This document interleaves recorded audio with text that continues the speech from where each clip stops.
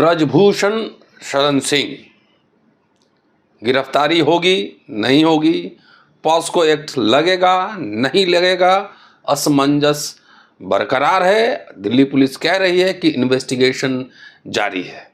उधर अंतर्राष्ट्रीय कुश्ती महासंघ ने भारतीय कुश्ती महासंघ को चेतावनी दी है।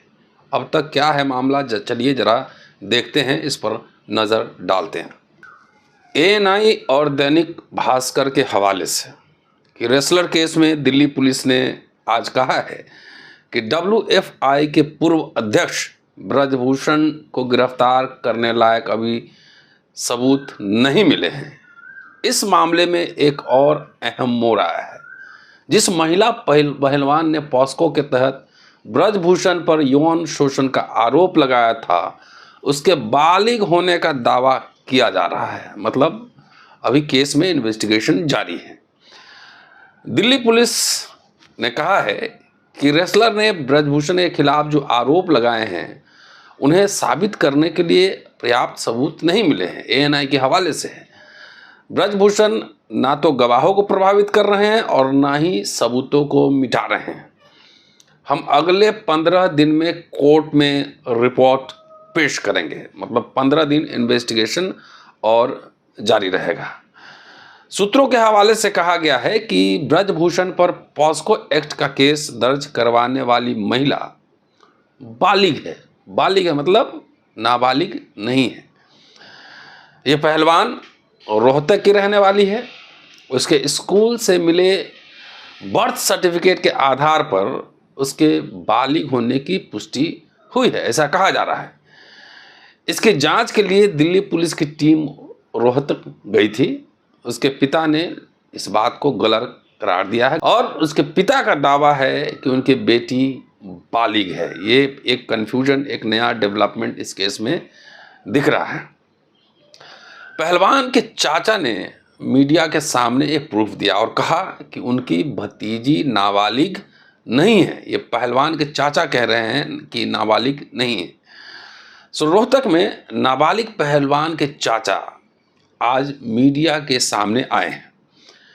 उन्होंने कहा कि ब्रजभूषण पर केस दर्ज करवाने वाली पहलवान भतीजी नाबालिग नहीं है। उन्होंने लड़की के जन्म से जुड़े प्रूफ दिखाए। चाचा ने कहा कि सरकारी नौकरी का लालच देकर उनकी भतीजी से इस तरह के आरोप लगाए गए हैं। दूसरी तरफ लड़की के पिता का कहना है कि वह व्यक्ति लड़की का चाचा नहीं बल्कि ताऊ है। वह बड़ी बेटी के दस्तावेज दिखा रहा है जिसकी पहले ही मौत हो चुकी है। इसके बाद दिल्ली पुलिस ने भी रोहतक आकर जांच की, जिसके बाद जांच के बाद पहलवान के बालिग होने का दावा किया जा रहा है। लेकिन लड़की के पिता का कहना है कि बड़ी बेटी की डेथ हुई, उसी के नाम पर छोटी का नाम रखा गया। यानी कि बड़ी बेटी का जो नाम था वही छोटी बेटी का नाम रखा गया। उनके पिता ने कहा कि 16 वर्ष की उम्र में बेटी का रांची में शिविर के दौरान ब्रजभूषण ने यौन शोषण किया था।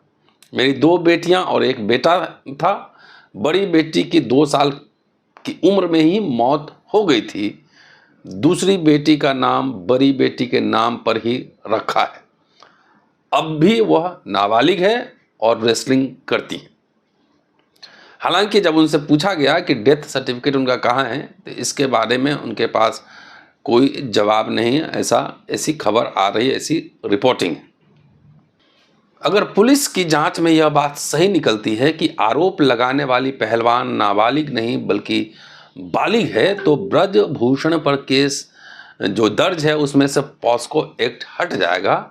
ऐसे में उनके खिलाफ सिर्फ आईपीसी की धारा 354 का केस रह जाएगा, जिसमें तुरंत गिरफ्तारी की जरूरत नहीं है। उधर ब्रजभूषण ने फिर कहा है कि गलत हुआ तो गिरफ्तार हो जाऊंगा। कहा है कि देखिए आगे होता है क्या, जांच तो करने दीजिए। अब तो हमारे हाथ में खेल है नहीं, दिल्ली पुलिस के हाथ में है। पहलवानों के निवेदन पर एफआईआर हुई है। अब हम उनकी क्या मदद कर सकते हैं? गंगा जी में मेडल डालने गए थे, गंगा जी के बजाय टिकैत को दे दिए। मेरा कार्यकाल पूरा हो चुका है। गिरफ्तारी के सवाल पर आगे उन्होंने कहा कि अगर मैं गलत पाया गया तो गिरफ्तारी हो जाएगी। इतना ही नहीं, ब्रजभूषण सिंह ने फिर दोहराया कि अगर मेरे खिलाफ एक भी आरोप सही होता है तो मैं खुद को फांसी लगा लूंगा। क्या कह रहे हैं? खुद को फांसी लगा लूंगा। लगातार कई सार्वजनिक सभाओं में वो लगातार इस मसले पर ब्रजभूषण सिंह बोल रहे हैं। उधर दिल्ली पुलिस को दिल्ली कमीशन फॉर वुमेन की चीफ स्वाति मालीवाल ने डीसीपी को समन जारी करते हुए कहा है कि WFI के पूर्व अध्यक्ष ब्रजभूषण शरण सिंह पर यौन उत्पीड़न का आरोप लगाने वाली नाबालिग पहलवान की पहचान उजागर हो गई है। इस पर मालीवाल ने नाराजगी व्यक्त की है।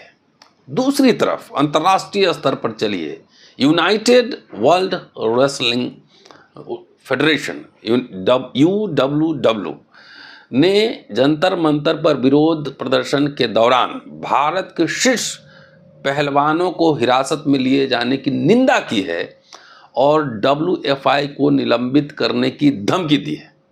यूनाइटेड वर्ल्ड रेसलिंग ने कहा है कि वह भारतीय कुश्ती महासंघ के निवर्तमान अध्यक्ष ब्रजभूषण शरण सिंह के खिलाफ कथित तौर पर कई महिलाओं का यौन उत्पीड़न करने वाले पहलवानों के विरोध प्रदर्शन पर नज़र बनाए हुए है। मतलब जो अंतर्राष्ट्रीय संस्था है पहलवानों की, उनकी नज़र भारत में जो डेवलपमेंट हो रहा है महिला पहलवानों को लेकर, उस पर उनकी नज़र है। UWW ने कहा कि यूनाइटेड वर्ल्ड रेसलिंग पहलवानों की हिरासत की कड़ी निंदा करता है। यह अब तक की जांच के परिणामों की कमी पर अपनी निराशा व्यक्त करता है। UWW संबंधित अधिकारियों से आरोपों की गहन और निष्पक्ष जांच करने का आग्रह करता है। WFI पर भी लग सकता है प्रतिबंध। उधर खेल मंत्रालय ने भारतीय ओलंपिक संघ IOA को भारतीय कुश्ती महासंघ यानी WFI की कार्यकारी समिति के गठन के 45 दिनों के भीतर चुनाव कराने के लिए एक समिति बनाने के लिए कहा था। 27 अप्रैल को WFI के दिन प्रतिदिन के मामलों को चलाने और चुनाव कराने के लिए 2 सदस्यीय तदर्थ समिति का गठन किया गया था, लेकिन चुनाव हुए 33 दिन हो चुके हैं। UWW ने कहा कि अगर वह समय पर आम सभा आयोजित करने में विफल रहती है तो वह राष्ट्रीय महासंघ को प्रतिबंध लगा देगी।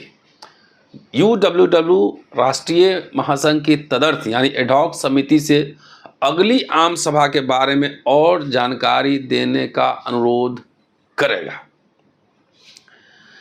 इस चुनावी सभा को आयोजित करने के लिए शुरू में निर्धारित 45 दिनों की समय सीमा का सम्मान किया जाएगा और ऐसा करने में विफल रहने पर WFI को निलंबित किया जा सकता है, जिससे एथलीट्स को एक तटस्थ ध्वज के तहत प्रतिस्पर्धा करने के लिए मजबूर होना पड़ेगा। एक गंभीर मसला है कि अंतर्राष्ट्रीय जो मंच है, अंतर्राष्ट्रीय प्लेटफॉर्म है, उससे एक चेतावनी दी गई है। उधर मेडल गंगा में बहाने गए थे, लेकिन वहाँ पर जो नरेश टिकैत थे उनके कहने पर 5 दिन का समय उन्होंने मांगा था। पहलवान वापस हो चुके हैं और उसके बाद पूरी तरह खामोश हैं। खाप और किसान यूनियन के आग्रह पर और देर रात हरिद्वार में मेडल बहाने गए रेसलर्स साक्षी मलिक, विनेश फोगाट और बजरंग पुनिया वापस लौट चुके हैं। इसके बाद सार्वजनिक तौर पर अभी किसी भी पहलवान का कोई बयान नहीं आया है, कोई स्पष्ट बयान नहीं आया है। किसान नेता नरेश टिकैत ने 5 दिन का अल्टीमेटम देकर पहलवानों को मेडल ना बहाने के लिए मना लिया था। साथ ही इसके बाद बड़े आंदोलन की चेतावनी भी दी थी। अब इस केस में थोड़ा सा क्या डेवलपमेंट हुआ शुरू से लेकर अब तक, उस पर भी एक नज़र, स्मरण के लिए एक नज़र जरूर डालना चाहिए। सबसे पहले 18 जनवरी को जंतर मंतर पर विनेश फोगाट, साक्षी मलिक के साथ बजरंग पुनिया ने धरना शुरू किया। आरोप लगाया कि WFI के अध्यक्ष ब्रजभूषण शरण सिंह ने महिला पहलवानों का यौन शोषण किया। 21 जनवरी को विवाद बढ़ने के बाद केंद्रीय खेल मंत्री अनुराग ठाकुर ने पहलवानों से मुलाकात कर कमेटी बनाई, लेकिन कमेटी की रिपोर्ट अभी तक शायद सार्वजनिक नहीं हुई। 23 अप्रैल को पहलवान फिर जंतर मंतर पर धरने पर बैठ गए। उन्होंने कहा कि जब तक ब्रजभूषण की गिरफ्तारी नहीं होती, धरना जारी रहेगा। 28 अप्रैल को पहलवानों की याचिका की सुनवाई सुप्रीम कोर्ट में हुई और सुप्रीम कोर्ट के आदेश पर दिल्ली पुलिस ने ब्रजभूषण पर छेड़छाड़ और पॉस्को एक्ट में 2 FIR दर्ज की। 3 मई की रात को पहलवानों और पुलिसकर्मियों के बीच जंतर मंतर पर झड़प हुई। उस झड़प में पहलवान राकेश यादव एवं विनेश फोगाट के भाई दुष्यंत और 5 पुलिस वाले घायल हुए थे। 7 मई को जंतर मंतर पर हरियाणा, यूपी, राजस्थान, पंजाब की खापों की महापंचायत हुई। इसमें ब्रजभूषण की गिरफ्तारी के लिए केंद्र सरकार को 15 दिन का अल्टीमेटम दिया गया। 21 मई को फिर महापंचायत हुई और इंडिया गेट पर कैंडल मार्च और 28 मई को नए संसद भवन पर महिला महापंचायत करने का फैसला लिया गया। 26 मई को पहलवानों ने प्रेस कॉन्फ्रेंस करके बताया था कि 28 मई को वे धरना स्थल से नए संसद भवन तक पैदल मार्च करेंगे।